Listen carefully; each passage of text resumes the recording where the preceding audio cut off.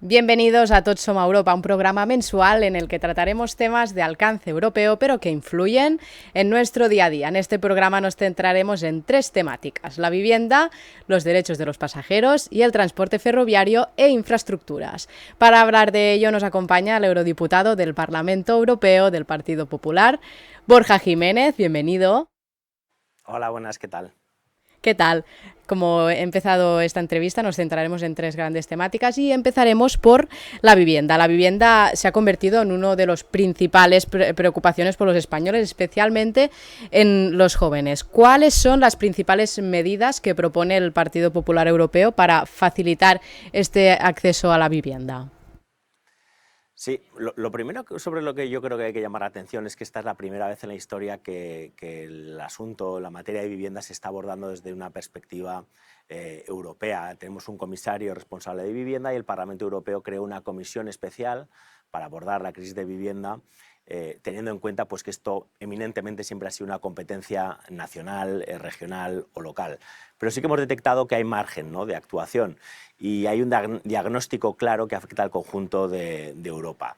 Lo que hemos observado es que en los últimos 10 años el precio de la vivienda ha subido en un 60%, el de los alquileres un 30%, y que, por contra, cada vez se está construyendo menos. Hablamos de que haría falta, se estima, construir 10 millones de viviendas y que, por contra, pues como digo, en los últimos 5 años hablamos de que se ha descendido el número de viviendas de licencias de construcción en un 25%. Es ahí donde nosotros creemos pues, que hay que tomar medidas para atajar esta crisis y desde la Unión Europea pues, se ha planteado una ruta, un plan de ruta que yo creo que pone sobre la mesa algunas propuestas que pueden ser muy útiles en esa dirección, fundamentalmente para tratar de impulsar. Otro dato que yo creo que sobre el que llamar la atención, ¿no? En el caso de España. En España, en el último año, en el año 2025, se crearon 240.000 familias y, por contra, únicamente se construyeron 93.000 viviendas, lo que genera un déficit importante.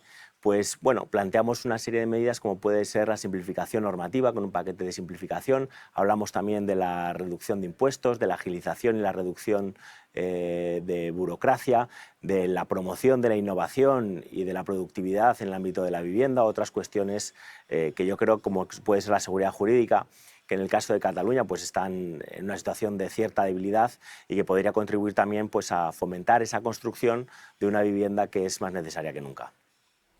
También uno de los anuncios del Partido Popular Europeo son los avales públicos para ayudar a los jóvenes a comprar su primera vivienda. ¿Cómo funcionan y qué impacto esperan que tengan?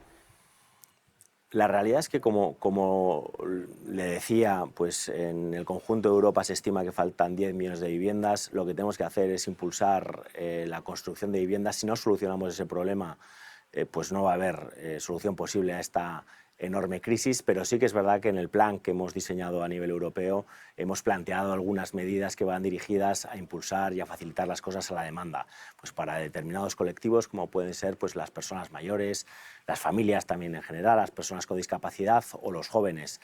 Bueno, pues para facilitar el acceso de la vivienda a los jóvenes se plantean algunas medidas como estos avales públicos, que yo creo que serían unas garantías europeas útiles en el caso, porque sabemos que muchos jóvenes tienen problemas para pagar la entrada de una hipoteca. Bueno, pues tratar de garantizar por medio de estos avales pues que pudiesen tener acceso al crédito. Pero también hablamos de la exención de impuestos para la compra de esa primera vivienda o créditos a bajo coste, pero como digo, estas son medidas que van dirigidas a impulsar la demanda, pero si no somos capaces de solucionar el problema esencial, que es el de la falta de oferta, no vamos a poder ofrecer una solución completa a este desafío. En ese sentido, sí que también hemos puesto sobre la mesa algunas propuestas de financiación que creo que son fundamentales. Financiación por parte privada, por ejemplo, para facilitar el acceso al crédito de las empresas constructoras y promotoras, una cuestión que es capital. A día de hoy están teniendo problemas y, como digo, necesitamos construir y renovar más. La colaboración público-privada y luego pues también la facilitación de acceso a fondos europeos, como puede ser los fondos europeos, el Banco Europeo de Inversiones también puede jugar un papel fundamental, o el impulso de una plataforma paneuropea de inversión que está diseñando la Comisión Europea y que creo que también podría ser enormemente útil para financiar la construcción de vivienda asequible, pública, que también es una cuestión fundamental. Claro, porque en concreto la vivienda asequible también se está construyendo muy poca en España, ¿verdad? Sí, ese es uno de los problemas que tenemos en España, y es que el parque de vivienda público es muy pequeño. Hablamos de un 1,5% del conjunto de la vivienda de nuestro país, cuando hay otros países pues, bueno, pues que se mueven en algo así sobre el 10% aproximadamente. Nosotros creemos que esto tiene que ser parte de la solución. Como digo, pues el impulso de la oferta y que se construya más es necesario. Hay que revertir ese déficit que tenemos estructural de vivienda en el conjunto de Europa, y para ello pues, bueno, tenemos que impulsar, desde luego, si queremos construir 10 millones de viviendas en Europa o 750.000 viviendas en España, que son las que hacen falta, pues sabemos que con dinero público no lo vamos a poder hacer. Pero está claro que el impulso de esa vivienda asequible de alquiler público, por ejemplo, pues es una vía adecuada, complementaria, y que puede ayudar sobre todo pues para contribuir a ofrecer soluciones a colectivos que en momentos específicos y concretos, como pueden ser los jóvenes cuando empiezan a trabajar, pues puedan tener un acceso a esa primera vivienda. ¿Y cómo creéis que nos depara el futuro si seguimos tal y como estamos ahora? Yo lo que veo claro es que el problema que tenemos es que se trata de una crisis de carácter estructural, que no la vamos a poder solucionar de hoy para mañana. Como estaba apuntando, pues son 750.000 viviendas en el caso de España, hablamos de 10 millones de viviendas en el conjunto de Europa, y por tanto lo que hay que hacer es tomar medidas cuanto antes, medidas en esa dirección que yo planteaba. Pues hay que impulsar la movilización de suelo, hay que reducir los impuestos, hay que simplificar la normativa, hay que reducir los trámites, la burocracia, que ahí nosotros pues, bueno, hemos planteado algunas propuestas que yo creo que van en la línea. Hoy, para tener una licencia de obras en Europa, la media está entre 5 y 6 meses, en el caso de España entre 12 y 18 meses. En ciudades especialmente burocratizadas como puede ser Bruselas hablamos de 2 años. Bueno, nosotros hemos marcado un objetivo de que esto se pueda facilitar en 60 días, para avanzar y para agilizar los trámites, para que se pueda construir más lo más rápido posible. También la inclusión del principio de silencio administrativo, que sería muy positivo, ¿no? Cuando no haya una respuesta clara por parte de la Administración, que automáticamente se conceda esa licencia, o la digitalización de todos los trámites. Bueno, son medidas que yo creo que van en la línea adecuada. El fomento también, por ejemplo, de la productividad y la innovación. Sabemos que tenemos que construir rápido, más barato, y para eso hay que innovar. Tenemos que invertir en buscar los modos para ser capaces de innovar y de poder ofrecer vivienda en un tiempo más rápido. Y ahí pues la industrialización, la construcción modular, la construcción la prefabricada, bueno, son vías que desde luego yo creo que hay que trabajar. Entonces, yo creo que van a ser años complejos.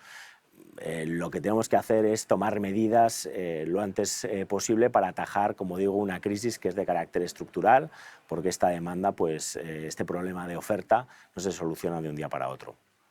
Sí, además llevamos muchos años también arrastrando esta problemática de vivienda. Pasamos al segundo tema, derechos de los pasajeros, como comentaba al inicio del programa. Europa ha aprobado una reforma de los derechos de los pasajeros aéreos. ¿Cuáles son las principales novedades que deben conocer los ciudadanos? En primer lugar, sí que quiero apuntar que esta ha sido una negociación compleja, la de este paquete de derechos de pasajeros aéreos. Ha estado 13 años bloqueada aquí en el ámbito europeo, y que por fin, bueno, pues hemos sido capaces de ofrecer y de arrojar un acuerdo que yo creo que ofrece, ¿no?, pues importantes ventajas para el conjunto de los ciudadanos y de los consumidores. En primer lugar, yo creo que hay una cuestión que hay que destacar, que es la transparencia en los precios. A partir de ahora, todos los precios, cuando tú vayas a un buscador, tendrán que tener incluida la maleta de mano, que hasta ahora, hasta el momento, no era así. Sí que es verdad que luego las compañías aéreas van a tener la posibilidad de ofrecer bonificaciones en caso de que alguien quiera viajar sin esa maleta de mano, pero yo creo que eso entra dentro de la libertad de empresa. En segundo lugar, la gratuidad para aquellas personas que quieran viajar pues, con sus familiares, con sus hijos menores de 14 años.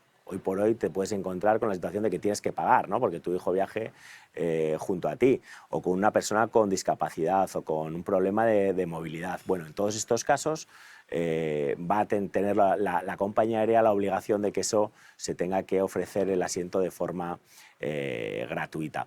Bueno, el tema de las indemnizaciones y las compensaciones también se ha mantenido. En un margen de 3 horas de retraso, todos los pasajeros tendrán derecho a ofrecer una indemnización, a recibir una indemnización, y yo creo que ha habido un avance importante porque las compañías aéreas tendrán la obligación en un plazo de 96 horas de enviar la información al pasajero de cómo puede tramitar esa compensación o esa indemnización, e informarle también sobre sus derechos, que era algo pues, que a día de hoy no se hacía y que en muchas ocasiones pues, los propios pasajeros, los propios ciudadanos desistíamos porque era un trámite pues, excesivamente complejo. Bueno, pues ahí yo creo que va a haber más facilidades para poder tramitar las indemnizaciones.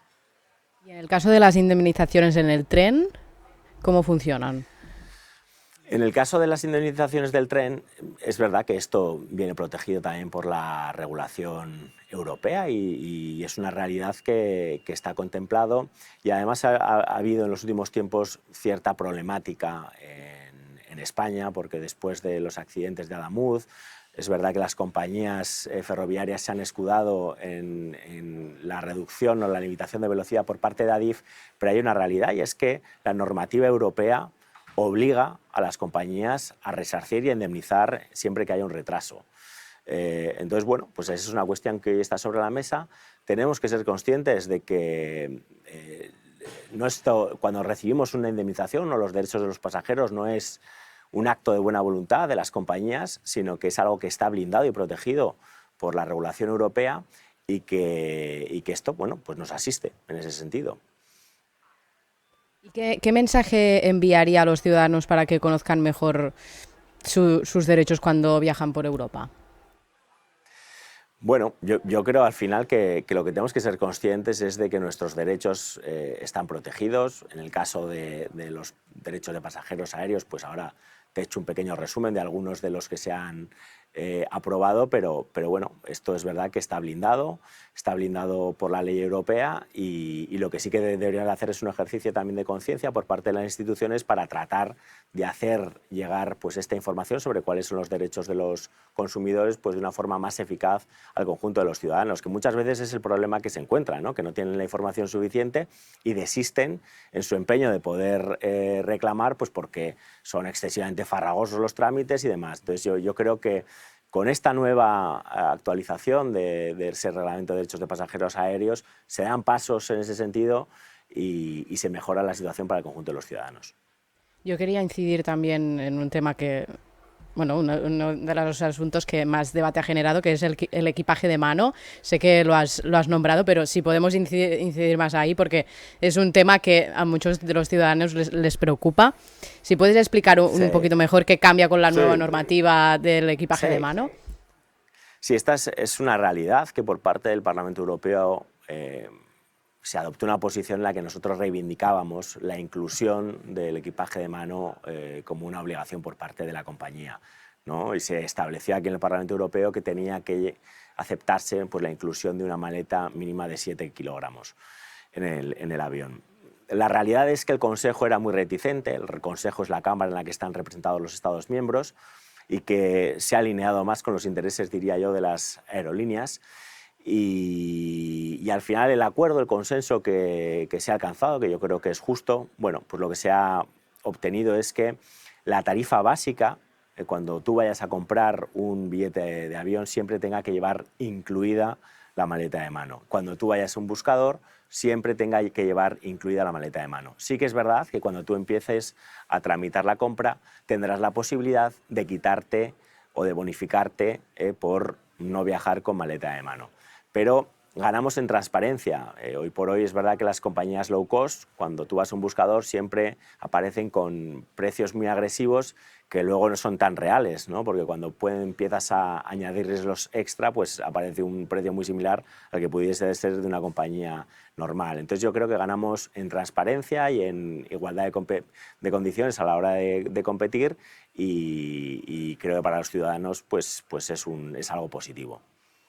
Sí, porque al final va sumando todo, que si el asiento, que si la Tal maleta de cual, cabina, todo. eso es. Y al final te sale como si volases con una compañía aérea más tradicional. Entonces yo creo que sí que ganamos ahí en transparencia y bueno, yo creo que es justo. También, bueno, pues se da la posibilidad de que si una persona no quiere viajar con maleta, pues obtenga una reducción en su billete. Saltamos al siguiente tercer tema, el transporte ferroviario e infraestructuras. El Partido Popular ha llevado ante la Comisión Europea la situación del ferrocarril español tras las últimas incidencias.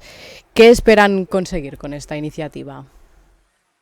Bueno, nosotros lo que hemos hecho es verdad que llevamos observando durante los últimos 8 años, quiero decir, hace 10 años el transporte ferroviario, la red de alta velocidad española era un símbolo de autoestima para el conjunto de los españoles, de orgullo, y por desgracia hoy estamos en una situación absolutamente distinta. Se ha ido deteriorando poco a poco la red ferroviaria, y hoy por hoy pues estamos en una situación en la que se acumulan los retrasos, y bueno, y cuando no han sido, pues encima también hemos contado con algún accidente, accidentes trágicos.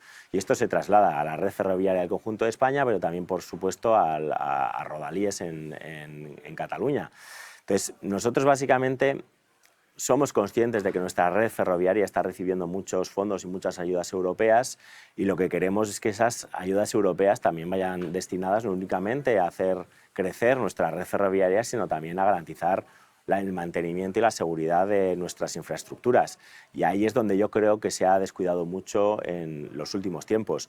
Entonces, bueno, queremos pues que la Unión Europea, desde luego, en ese sentido, tenga cierta capacidad para monitorizar, ligado a esas inversiones y a esa financiación por parte de Europa, de dónde está yendo los fondos europeos.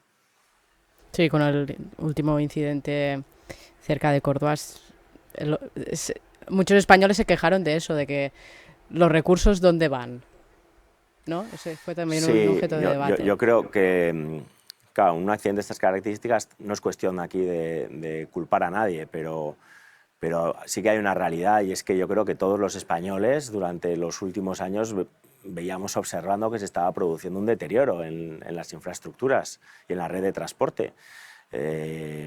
Y esa es una realidad. Entonces, bueno, pues lo que vemos es que hay muchos recursos que no se han destinado donde se deberían de haber destinado. Entonces, lo que hace falta pues es que se invierta más dinero en mantenimiento, en seguridad, y que se haga mejorar, desde luego, pues también que los trenes pues lleguen en su tiempo, como ha sido pues la red ferroviaria española durante muchos tiempos, que era ejemplo pues de puntualidad, ¿no? y de precisión, y esa es la realidad. Y hoy estamos en un escenario completamente diferente, y eso es lo que hay que tratar de revertir cuanto antes, porque es una cuestión de mala gestión por parte del Gobierno de España. Es que hay mucha gente que sufre mucho cada día, que tiene que ir a trabajar, por ejemplo, por tener que coger un Rodalías. Me acuerdo cuando volvió a la normalidad del servicio, después de un accidente que hubo aquí en Gélida, y mucha gente lo pasa muy mal por este servicio. Dicen, es que cada día llego tarde a trabajar, no sé si voy a parar en mitad del camino, me va a tener que recoger un autobús. O sea, es una incertidumbre. Se ha convertido en una aventura. Yo también viajo todas las semanas, vivo en Zaragoza, tengo que venir a Bruselas, viajo generalmente por Barcelona, y coger ahora el tren, la alta velocidad, el AVE, pues, o la compañía que sea, cada día es una aventura, no puedes confiar lo más mínimo.